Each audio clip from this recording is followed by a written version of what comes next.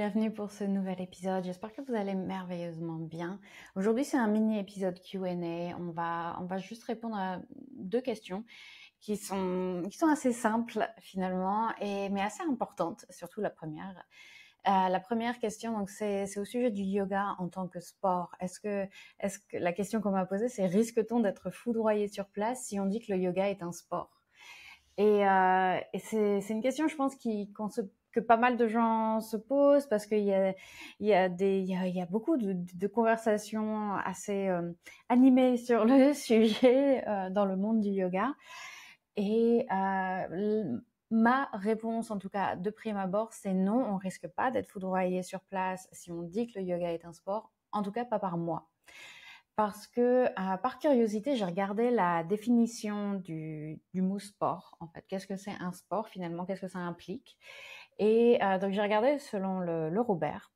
Et la définition, c'est activité physique, exercée dans le sens du jeu et de l'effort, et dont la pratique suppose un entraînement méthodique et le respect des règles. Et je dirais qu'au moins une partie du yoga colle à cette définition. C'est bien une activité physique, c'est exercer dans le sens du jeu et de l'effort, peut-être pas du jeu, mais on peut jouer aussi avec le yoga, c'est possible. Et on n'est pas toujours obligé de se prendre trop au sérieux. Et dont la pratique suppose un entraînement méthodique et le respect de règles. Oui, je pense que ça correspond bien effectivement au yoga. Et j'aurais pensé, en fait, ce qui me faisait me dire que peut-être que le yoga était pas un sport, c'est que j'aurais pensé que la définition comprenne ou mentionne le concept de compétition, en fait. Et en fait, pas du tout. Apparemment, non. Il peut y avoir des sports sans idée de compétition derrière. Et j'ai trouvé ça intéressant, même dans la réflexion de ce qu'est le sport, parce que pour moi, c'était vraiment un des aspects fondamentaux du sport, c'est qu'il y avait des compétitions. On essaye de battre des records ou je ne sais quoi. Et apparemment, non. Du coup, je suis encore plus convaincue que le yoga est au moins partiellement un sport. Et que c'est pour ça aussi que ça me dérange pas quand j'entends que le yoga est un sport. Après, le yoga, quand il est pratiqué comme le veut la tradition, il n'est pas qu'une activité physique, en fait. Et c'est là, je pense, que le bas blesse un peu. C'est que le yoga implique aussi tout un travail introspectif, d'études et d'observation de soi. C'est une discipline, plus qu'un sport, à mon avis, qui inclut sa propre philosophie, avec des principes de vie qui vont au-delà de ce qui se passe quand on pratique la pratique physique du yoga, quand on pratique ce qui se passe sur le tapis de yoga. Et j'ai même fait toute une série de podcasts où je tente de simplifier la philosophie et les grands principes de la philosophie du yoga. Donc, je vais mettre le lien dans la description de l'épisode. Et voilà, ça se passe.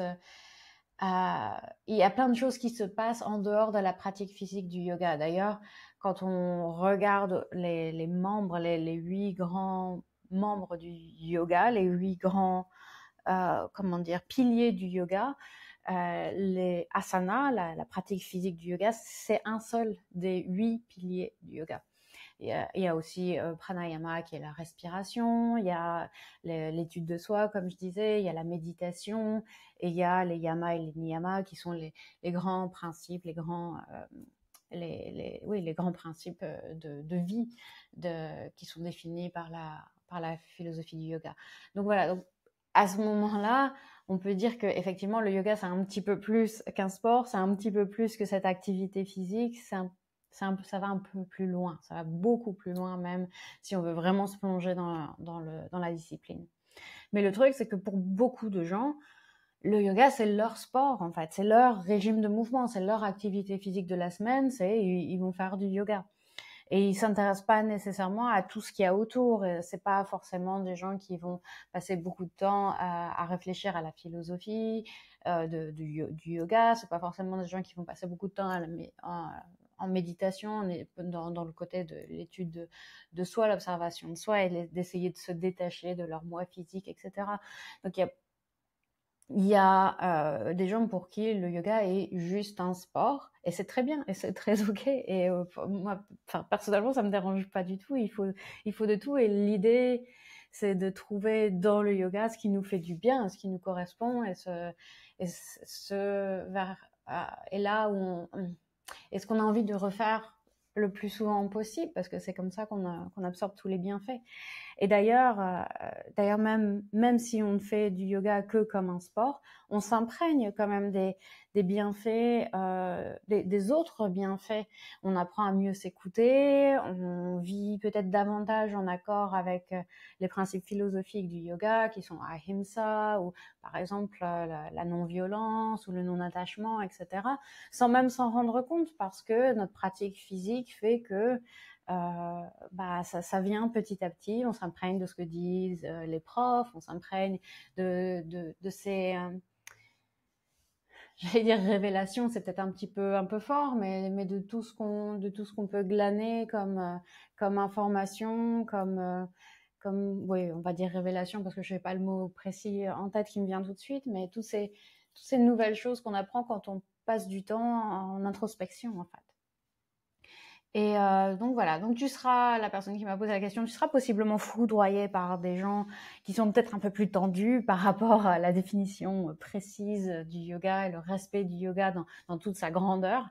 Mais pour moi, non. Et je reprends jamais mes clients quand ils me disent qu'on a fait du sport ou quoi, ou que j'ai fait ma séance de sport cette semaine, j'ai fait ma séance de yoga.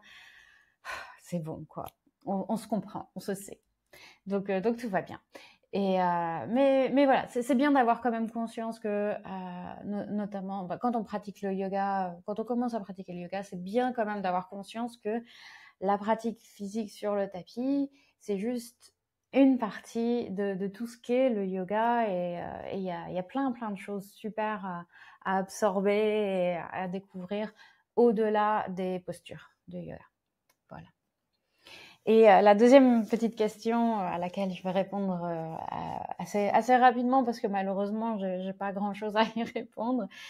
Alors, je vais la lire d'abord. C'est que j'ai essayé de faire le bourdon en faisant la planche dans l'eau, pas celle que tu me fais faire sur mon tapis, en faisant la planche dans la piscine ou dans la mer, peu importe. C'est étonnant, je crois que je vais appeler cette technique le bourdon hydrophile. Alors déjà, j'aime beaucoup. Le bourdon, d'ailleurs, je vais quand même préciser, le bourdon, c'est une technique de respiration où on fait vibrer l'air. Donc ça fait et donc à l'expiration, on fait un bruit de bourdon. Et c'est une super technique. Si vous l'avez jamais essayé, je vous la recommande chaudement. Je l'ai peut-être sur ma chaîne. Je suis pas sûre que je l'ai sur ma chaîne en public, mais c'est une super technique pour se détendre. Anyway, donc le bourdon hydrophile, c'est de faire le bourdon quand on fait la planche. J'ai d'ailleurs essayé. Je l'ai d'ailleurs essayé en allant à la piscine il y a une semaine ou deux.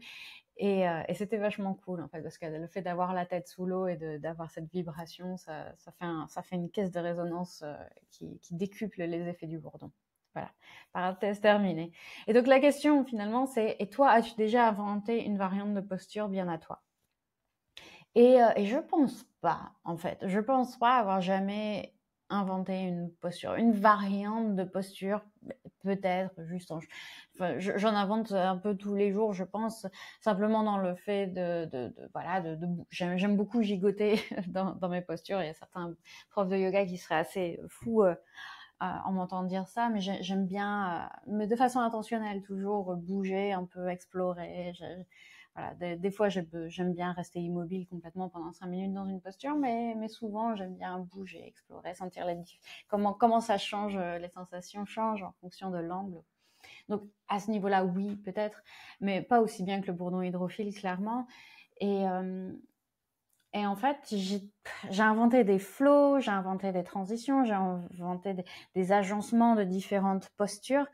Mais une posture ou une variation de posture comme ça, je pense pas. En tout cas, ça me vient pas en tête. Et je me dis que c'est parce que j'ai suivi tellement de cours de profs différents. J'ai pluqué, j'ai pluqué des postures à droite, à gauche. Mais je pense pas, du coup. il y a tellement de gens qui sont beaucoup plus créatifs que moi à ce niveau-là, et que j'ai du mal à croire que je puisse inventer quoi que ce soit de nouveau et que ça n'a pas déjà de nouveau, pardon, et que ça n'a pas déjà été fait par quelqu'un d'autre. Ce qui est Ce qui est peut-être triste, hein, c'est comme dire oh, bah, toute la musique a déjà été créée, donc ça sert à rien que j'essaye de faire une nouvelle chanson.